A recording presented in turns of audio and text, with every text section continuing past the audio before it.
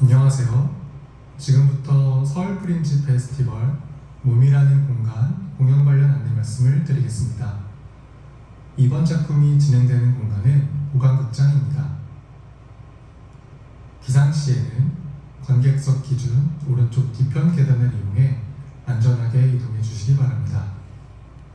공연 중 화장실 이용이 필요하신 분은 오른쪽 뒤로 나가셔서 반층 위로 올라가시면 화장실이 있습니다. 본 공연은 약 60분간 진행되며 공연 시작 약 30분 후부터는 관객 참여형 워크숍이 이어서 진행됩니다. 워크숍은 원하시는 분에 한해 자율적으로 참여 가능하오니 편안한 마음으로 함께 해주세요. 공연 중 기록용 사진 및 영상 촬영이 예정되어 있으니 참고해 주시길 바라겠습니다. 그럼 1인 공연 몸이라는 공간을 통해 잠시 멈추어 나의 몸을 바라보는 시간을 가져보시길 바랍니다. 감사합니다.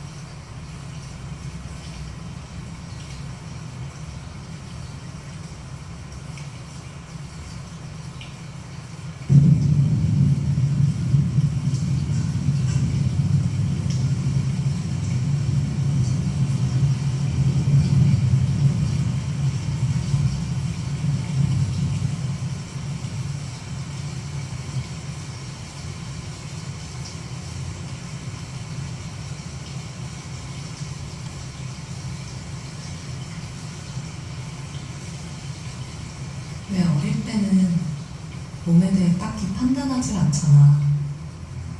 왜냐면 판단할 도구가 없으니까.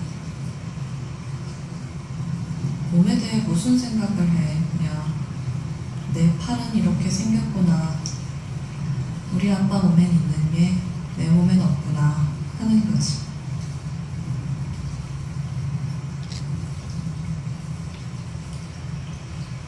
아빠는 내 몸을 씻겨주면서 뼈가 너무 얇다고 걱정이라고 하셨어. 그래서 내가 다른 사람보다 뼈가 많이 얇은가 보다 하고 짐작할 수 있었지. 그것 말고는 딱히 몸을 보며 어떤 생각을 하진 않았던 것 같아. 그땐 느끼는 게 전부였지.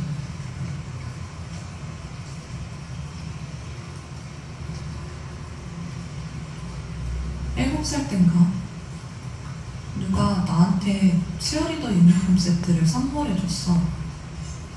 그가 분명 어른의 눈에는 예쁜 옷이었거든? 근데 나한텐 불편한 옷이었어. 왜냐면 그게 완전히 쫄쫄이 소재였거든. 입으면 옷이 몸에 착 달라붙었어. 솜털이 짓눌리는 느낌도 너무 싫었지. 난 그 옷을 입고 너무 마음에 안 드는데 표현하지 못해서 차 뒷좌석에 앉아 옷을 잡아 뜯었어.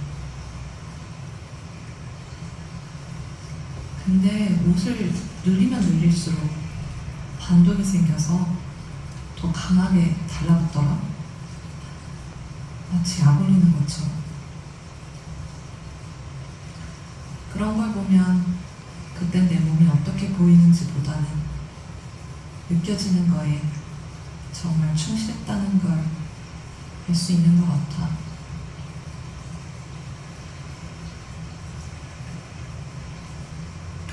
내 몸을 처음으로 인지하게 된 건 초등학교에 가고 난 이후야. 학교에서 수영장을 갔는데 거기에 전신 거울이 있던 거지. 그동안은 기껏해야 화장실 거울이나 엄마 화장대로만 거울을 봤거든. 수영복을 입고 거울 앞에 딱 섰는데 충격이었어. 내 다리가 너무 두꺼운 거야. 내 생각과 너무 달랐어. 상체는 마르고 허벅지는 두껍고 몸은 위아래가 다 균형 있는 건 줄 알았는데 아니더라고. 난 그때 처음으로 내 몸이 불균형하다는 걸 알았어. 그리고 엄청난 충격을 먹었지.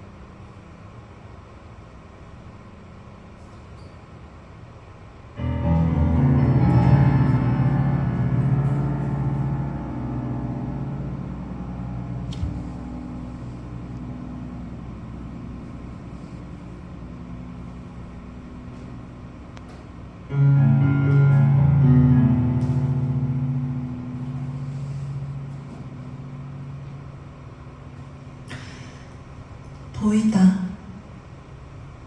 보여지다, 반영하다, 비춰진다. 시선이 몸으로 와서 꽂힌다.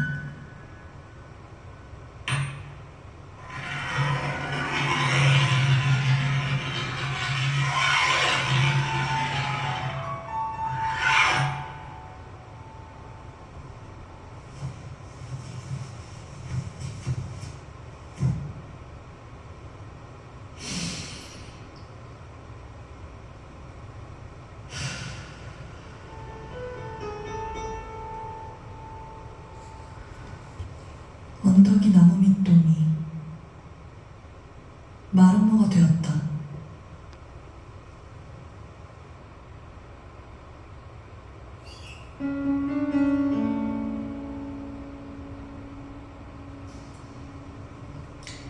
생명이 깎인다. 계속해서 깎여나간다. 나는 그것이 애처로워 바라보았다. 어머니는 언덕을 덮었다. 언덕을 덮을 큰 천을 찾아야 한다고 말했다.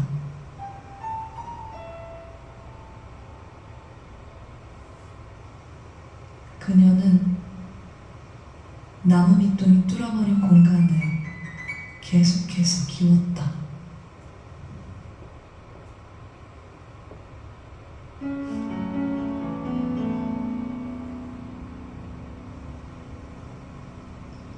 다음 세대도 다음 세대도, 그 다음 세대도 기우겠지? 그건 너무 끔찍해.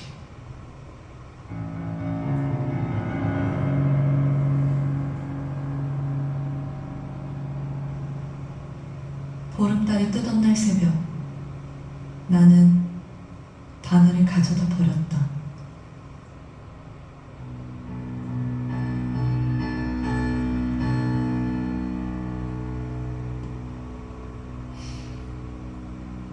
드디어 아무것도 우릴 기원하지 못해.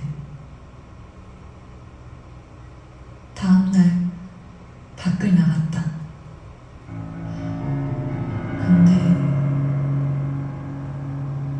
사람들의 눈에서 바늘이 쏟아졌다.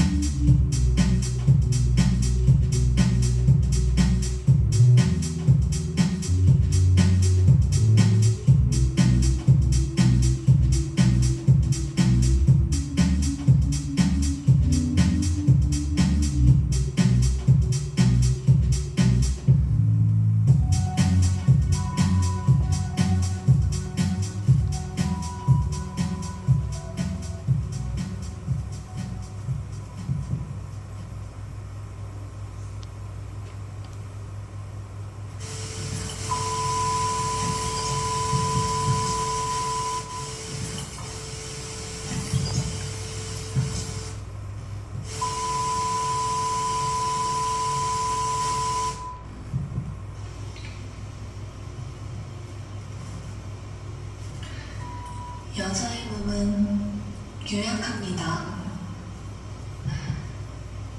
너무 유약해서 쉽게 깨지고 말지요. 쉽게 쥐어짜지고 바스라지고 달라붙고 말지요. 근데 그거 아십니까? 나의 심장에는 쇠가 박혀 있어요. 내 눈알에는 불이 갇혀 있다니까요.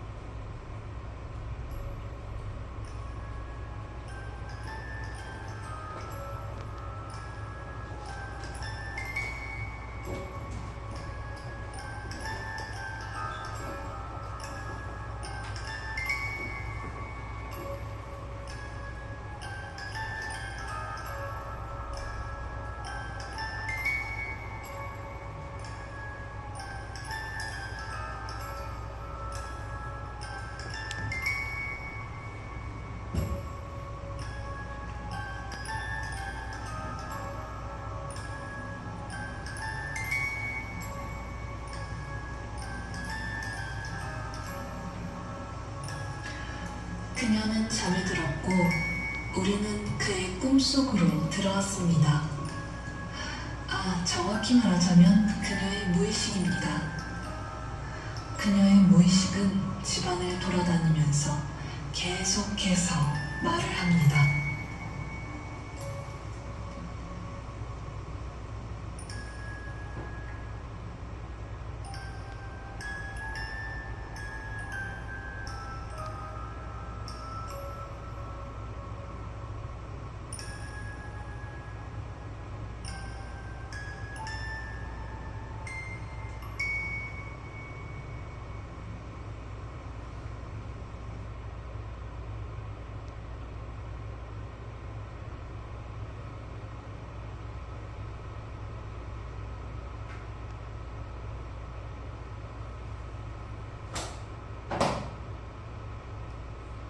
근 20년간 몸에 대해 만족하며 살아본 적이 없습니다. 근데 왜 몸을 만족의 관점에서 바라봐야 하는지도 모르겠어요. 몸이란 것은 나의 존재, 나의 영혼을 품고 있는 그릇과도 같은 것인데 나는 왜 끔찍이도 몸을 싫어했을까요?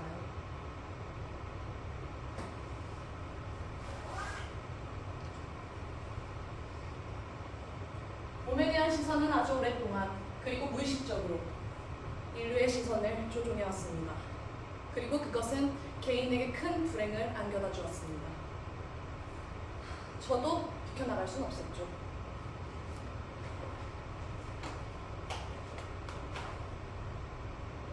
코끼리군요. 어린 시절에 저는 코끼리 다리라고 불렸습니다. 무려 가족들로부터요. 코끼리 다리, 무다리,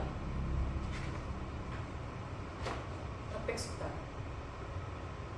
저는 이 얘기를 농담으로만 받아들일 수 없었어요. 겨우 중1이었고 기분이 나빴는데요. 저희 할머니는 이렇게 말씀하셨습니다. 에이, 여자는 하체가 좀 튼실해야 그래야 건강해. 근데 저는 겨우 중1이었는데요. 그 말대로 이해할 수가 없었습니다. 또 하나 기억나는 것이 있는데요. 아마도 중학교 2학년 때쯤인가 여느 때처럼 책상에 앉아서 공부를 하고 있었어요. 그러다가 책상 아래로 비치는 내 다리를 봤는데 갑자기 화가 나는 겁니다. 허벅지가 너무 두꺼워서요. 그래서 저는 갑자기 허벅지를 때리고 그리고 찌르고 그리고 비틀기까지 했어요. 그때 몰랐는데 저는 아마 몸을 혐오하고 있었나 봅니다. 그 시선은 대학교에 가서도 끊어지지 않았어요. 저는 친구들과 함께 다이어트를 했고 다이어트 보조제도 먹어봤고요. 또 주사도 맞으러 다녔어요. 아니 왜 로망 하나 있잖아요. 저는 흰 티에 청바지 입는 그런 로망이 있었거든요. 그래서 한 번쯤은 그런 로망을 실현하고 싶어서 청담으로 주사를 맞으러 다녔습니다. 가격도 비싸고 거리도 멀었는데 그렇게 다닐 수 있었던 건 제 로망을 실현하고 싶어서였어요. 근데 결과는 어땠는지 아세요? 당연히 실패였습니다. 제 다리는 안 되더라고요. 지금은 그 정도는 아니에요. 이제는 포기했죠. 그런 걸 보면 그때 제 다리는 그냥 저에게 딱 이 정도의 인식이었나 봐요.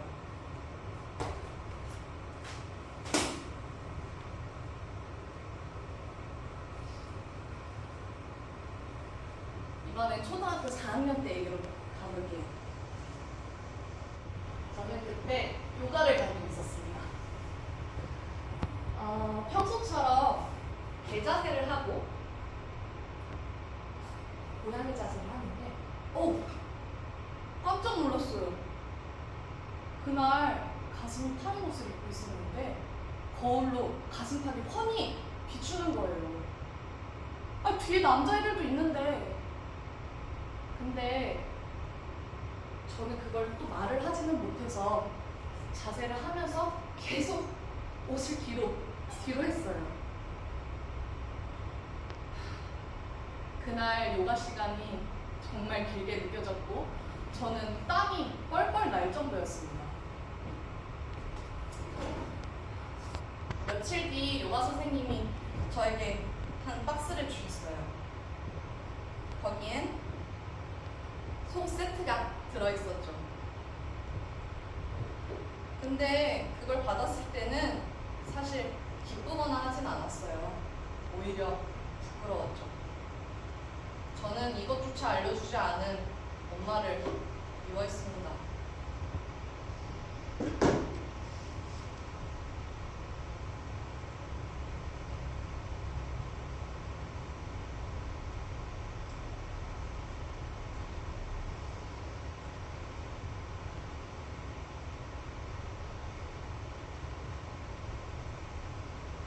사춘기 때부터 성인에 이르기까지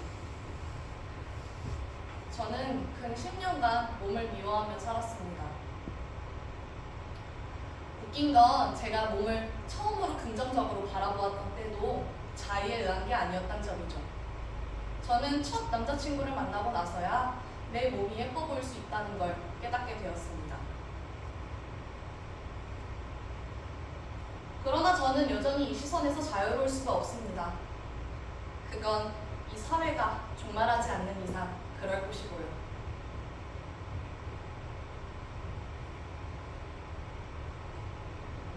이번엔 성인기의 얘기로 돌아가 볼까요?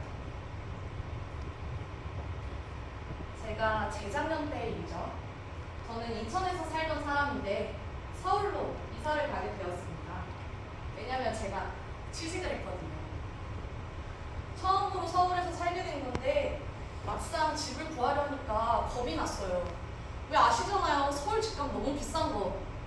괜히 취직했다가 덜컥 집을 계약하고 사기라도 당하면 어떡해요.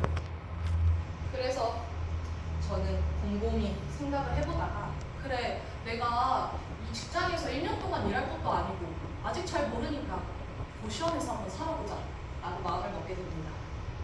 그렇게 저는 1년간 4개의 고시원에서 살게 됩니다. 여러분 고시원 어떻게 생긴지 아세요? 침대가 하나 있고 그리고 운이 좋으면 책상이 있고요. 그리고 화장실이 있습니다. 저는 보통 운이 좋은 편에 속했어요. 그래도 고시원에서 사는 일은 쉽지 않았기 때문에 스트레스도 만만치 않게 받았습니다. 매일 무거운 캐리어를 끌고 이사를 다니고 사당에서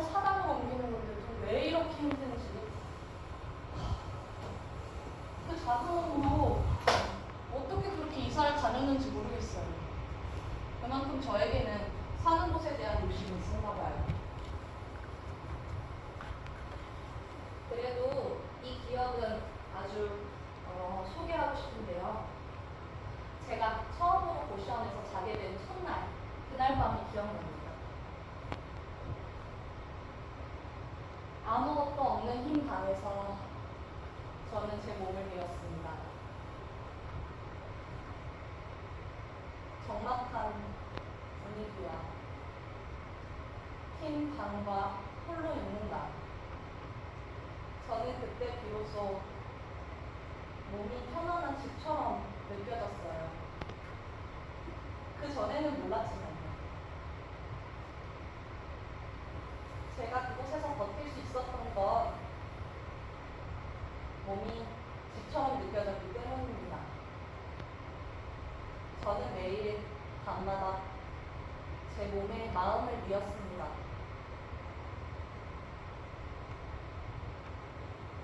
어릴 때까지만 해도 몸이 공간이 될 수 있다는 건 몰랐어요. 그저 보여지는 걸로만 생각했죠. 근데 알고 보니 몸은 저의 가장 가까운 안식처이자 보금자리더라고요. 그래서 저는 그곳에서 감사한 시간들을 보냈습니다.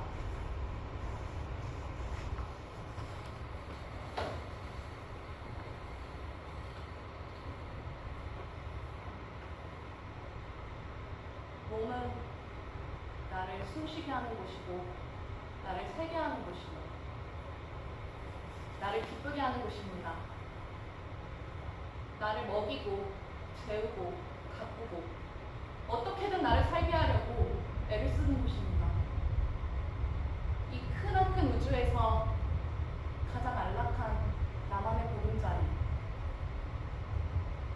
세상에서 가장 작은 유일한 나의 집입니다.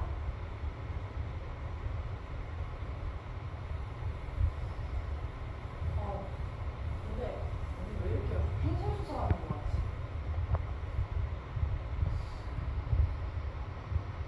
이거 꿈인가요? 아, 꿈 아니죠? 꿈인가?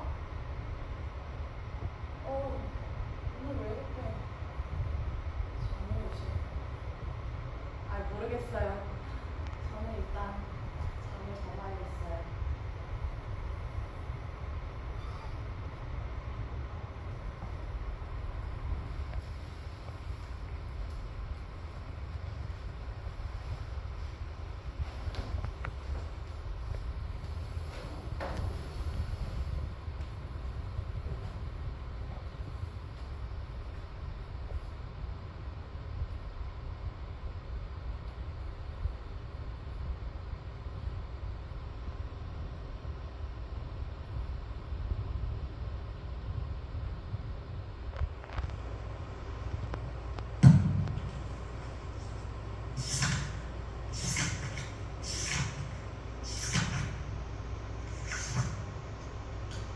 (2024년 10월 13일) 한 남자가 무대에 올라 춤을 추었다.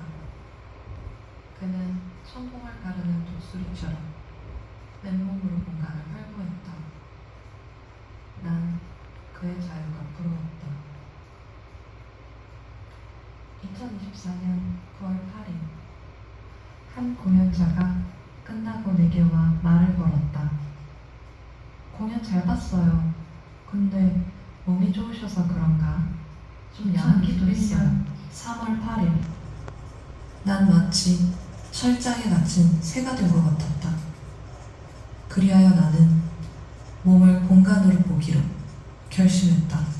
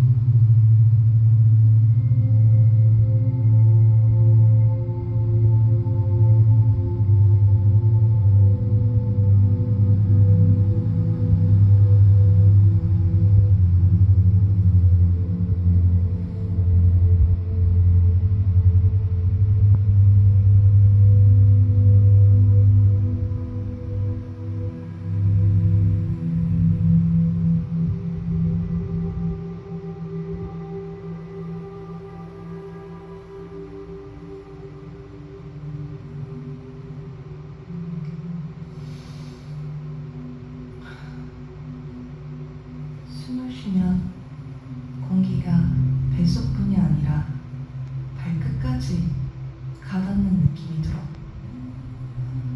손끝, 발끝에 숨이 닿는 거야. 몸이 삶의 안식처가 될 수 있다는 걸 작년에 알았어. 몸을 성전이라 하는 말 있잖아. 그거 옛날엔 다 헛소리인 줄 알았거든. 이젠 좀 알 것 같아.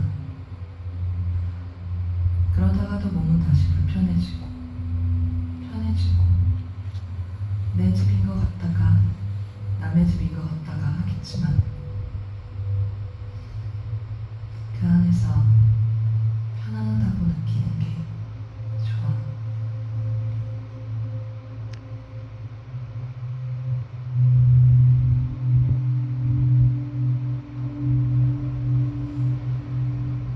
너에게 몸은 어떤 공간이야?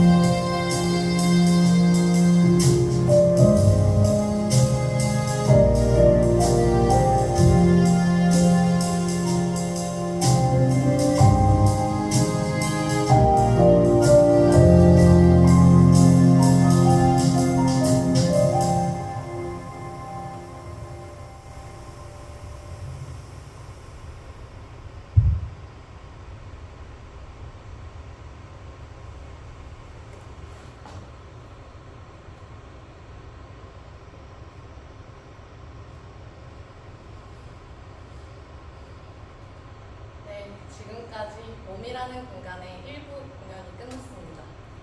지금부터는 관객 참여형 워크숍이 시작됩니다. 원하시는 분야 안에 참여하실 수 있으니 지금부터는 마음껏 입퇴장을 하셔도 되고요. 여기 계신 분들은 참여를 원하시는 것으로 알고 계속 진행하도록 하겠습니다. 모두 괜찮으실까요? 네. 네, 지금부터는 조금 더 편안한 분위기에서 워크숍을 간단히 해볼 건데요. 워크숍 시간은 20분에서 30분 정도이고 제가 평상시에 몸을 공간이라고 느꼈던 어떤 지점들을 생각해보면서 저에게 가장 많이 영향을 미쳤던